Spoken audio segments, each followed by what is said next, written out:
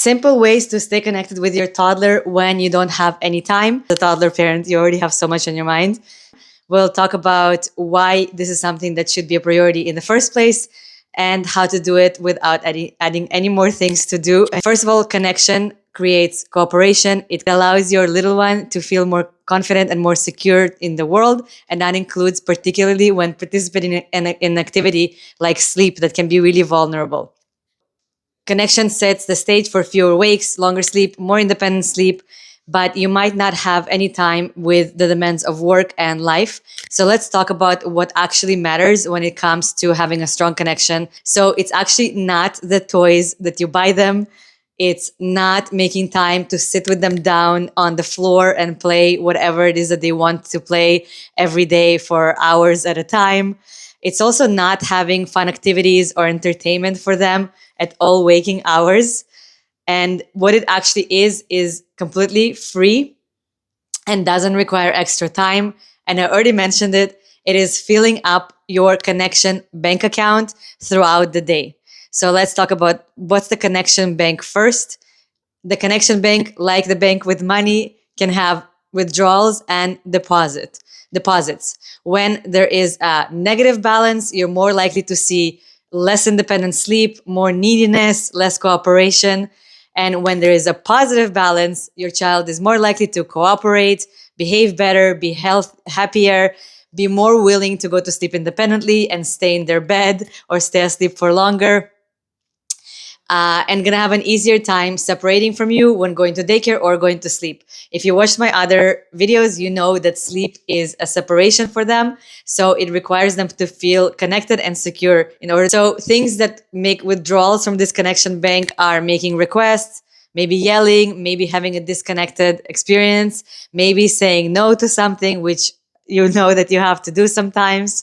Things that deposit into the connection banks are things like cuddles, quality time, play, but you might not have time to play with them on the floor, for example. So let's talk about 3 effective ways to fill up your child's connection bank when you have no time at all to add to your day because you're already so busy with life. So one very simple way is making daily tasks connected and playful. So regular tasks that you have to do anyways, turn them into a game. For example, rather than dressing them with a serious face and just getting it done, maybe making a game out of taking their clothes off. So for example, one thing that I tried with my preschooler is I told them, I'm going to close my eyes and I bet that when they're going to open, he's magically going to be in his pajamas. And he was really motivated to go and do it while my eyes were closed. With my younger toddler, I told them, close your eyes. I'm going to show you how I can magically change your clothes into pajamas while your eyes are closed. And he participated with me. There's a really simple ways to add playfulness. You can make things a competition. For example, if it's time to go to another room for bedtime or to another level of your home for bedtime, then you can make it a competition of who gets there first. Even being silly when dressing, like, for example, putting their shirt on their feet, or for a baby, for example, blowing raspberries or making silly faces, all while you're doing activities that you have to do anyways throughout the day. Another simple way to stay connected or to create that connection throughout the day is to understand that in your day, in your 24 hours, there are 12 minutes that are the most important, that set the stage for how you get along the rest of the time. These minutes are happening when you are separating and when you connect. So for example, your reunion in the morning after they wake up.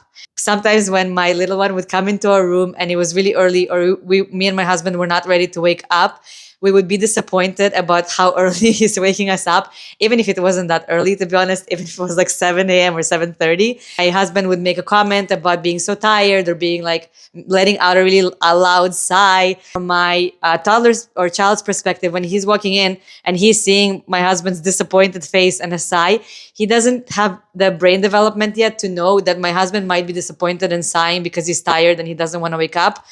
In my toddler's mind, who sees things only from his own perspective, he might be thinking that he's disappointed to see him. This is really critical and really important because these few first moments when you're reuniting are really important for connection. They set the stage for feeling connected later on. Focus on those moments where you're reuniting and you're separating. Make those moments really special. Be really happy when you greet them in the morning when they wake up, or when if they come to your room. Spend some time saying goodbye to them when you're dropping them off at daycare and when they return home.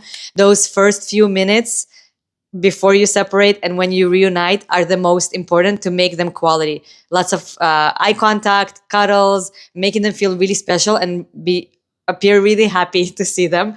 It will go a long way. Same goes for bedtime and going to sleep, but bedtime is probably the most important one, because at bedtime they're separating from you for the longest time that they'll be apart from you. Um, and they're going to be unconscious the whole time because they're sleeping. So at bedtime, it is even more crucial to really make it connected and enjoyable for everyone. So if your bedtime routines are making you want to rip your hair out, it is time to change things, because they're probably not working for your toddler either. Finally, the third thing is that a simple way to add connection when you don't have any time is including them in what you're already doing.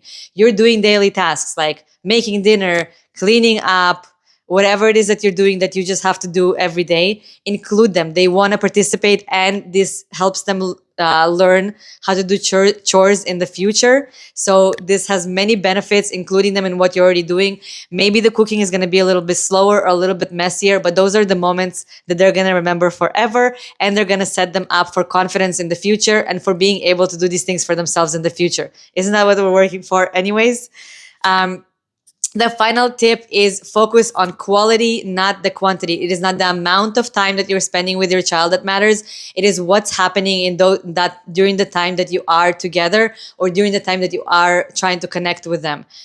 Your presence is essential here, but not just your physical presence, your emotional and mental presence. But remember, I said quality over quantity. It is not the amount of time that you're there fully concentrating on them. Even if it's just a few minutes of day of quality high connection, it's better than spending 3 hours sitting beside them physically but being on your phone and not really mentally or emotionally connecting with them.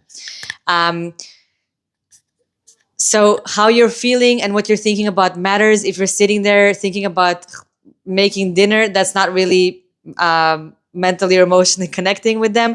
And absolutely, you do need to get your housework done, but maybe you can first get it done and then focus on spending time with them, or you can let them know when you're going to have a few minutes to connect with them. Or like I mentioned, you can involve them in what you're already doing. This can be really hard, but choosing even just to focus on those few minutes when you're reuniting or separating, just for those minutes doing nothing else, thinking about nothing else, really focusing for those few minutes a day about what you're doing together in the moment will have the most impact with no extra time added to your day. Remember, you cannot be in two places at once, but you can end up in neither place if you try to be at both at the same time. Did you have any takeaways from this video? Is there something that shifted your mindset or something you're going to try that you didn't think about before? Let me know in the comments. And thank you so much for listening. I wish you sweet cuddles and dreams and hope to see you next time.